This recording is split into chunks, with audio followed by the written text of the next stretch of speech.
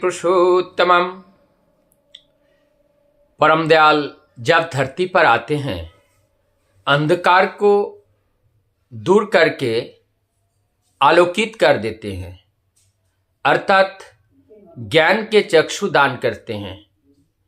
तब जाकर के इस सजा हुआ जो जगत है, ये जगत हमें ठीक ठीक समझ में आता है। नहीं तो इससे पहले इस जगत के बारे में कोई ज्ञान हमें नहीं होते हैं।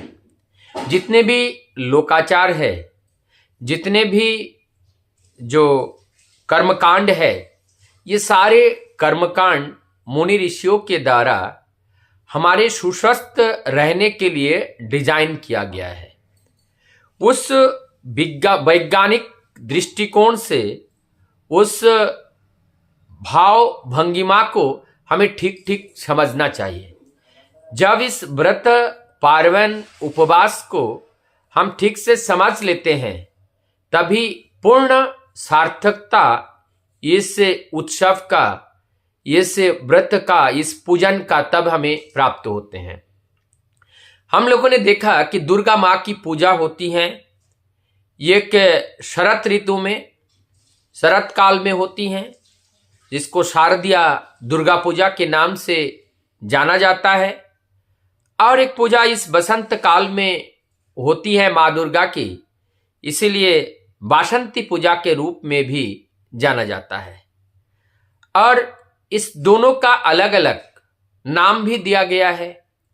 एक है समय में जो होता है, जिसको काल समय का जो पूजन है, एकदम एग्जैक्ट टाइम पे, और एक एक्सीडेंटल, एक नियम अनुवर्तनी और एक बिना नियम के। लेकिन ये बात केवल कहने के लिए होते हैं।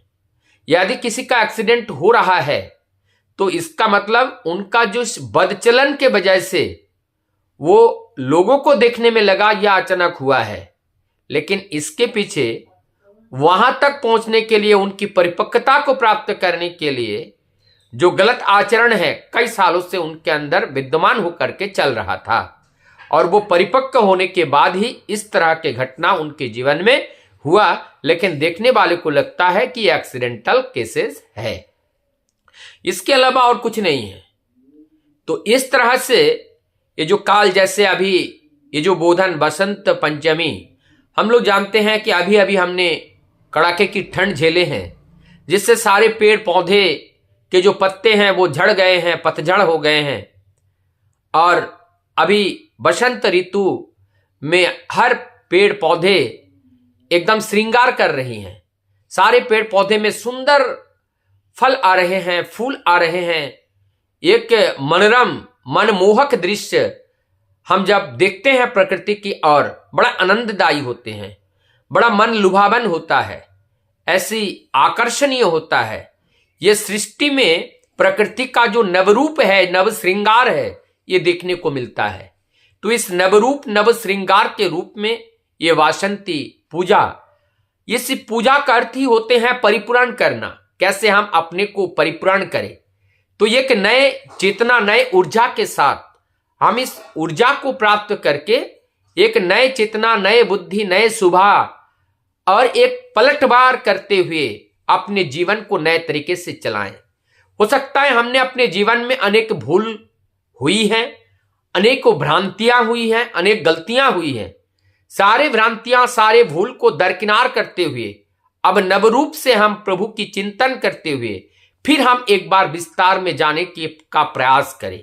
और उसी का नाम ही ये वसंती पूजा है, उसी का नाम ही ये जो हमारी 9 दिन का देवी का जो व्रत करते हैं, 9 दिन का देवी का व्रत का अर्थ ही है जो एक वैशिष्ट होते हैं, जो गुण होते हैं एक मनुष्य का।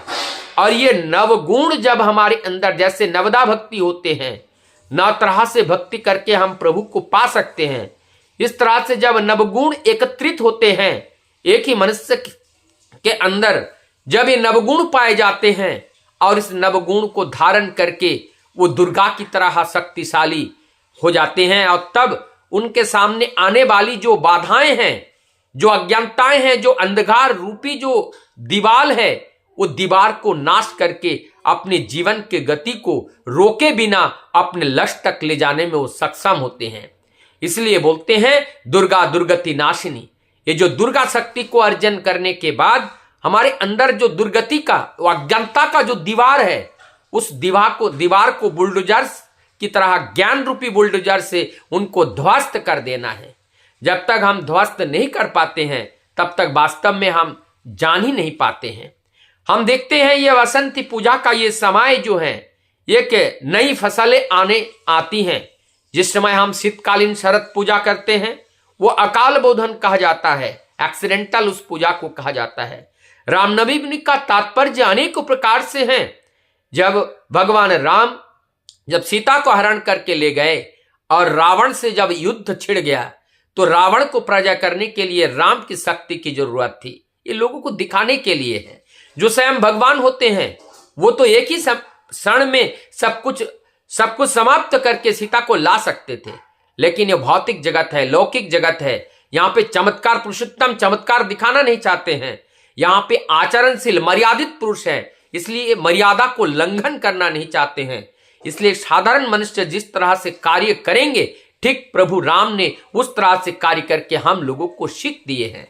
कैसे वो अपने पिता की आज्ञा को पालन करते हुए 14 वर्ष वनवास में रहे, फिर सीता का हरण हो गया और उसके उद्धार के लिए उन्होंने शक्ति की संचार करनी पड़ी, और शक्ति संचार करने के लिए उनको देवी की आराधना करना पड़ा, और उसी के बाद रावण को उद्धार किया। और इस तरह से हमने शरतकालीन दुर्गा पूजा का जो वर्णन हम लोग देखते हैं। और इधर ये जो बसंत पूजा के रूप में यहाँ पे ये काल का बोधन है। कुल मिलाकर के ये सारी चीज हमारे जीवन में एक नया एनर्जी, नया ऊर्जा लाती हैं। और ये राम नवमी का अर्थ यहाँ से भी लिया जाता है कि भगवान राम का नवमी में जन्म हुआ था, इसीलिए भगवान राम इस नवमी में पूजा करते हुए हम जब शक्ति की आराधना करते हैं, शक्ति हमारे अंदर आ जाती हैं। वही अल्लादिनी शक्ति, वही राधा शक्ति, वही सीता शक्ति जब हमारे अंदर आ जाते हैं, और प्रकृति शक्ति, और वही शक्ति में ही भगवान राम का पुनर्जीवित होते हैं, जीवंत होते हैं, राम का दर्शन होते हैं। तो इस नवरात्रि में इस पूजा आराधना करते हुए, उस शक्ति का जागरण करते हुए उस राम की स्थापना हमारे हृदय में करना है। और जब हम उस भगवान का, राम का स्थापना हृदय में करते हैं, राम का दर्शन करते हैं, तभी ही जीवन में उस पूर्ण आनंद का लाभ हम प्राप्त कर सकते हैं।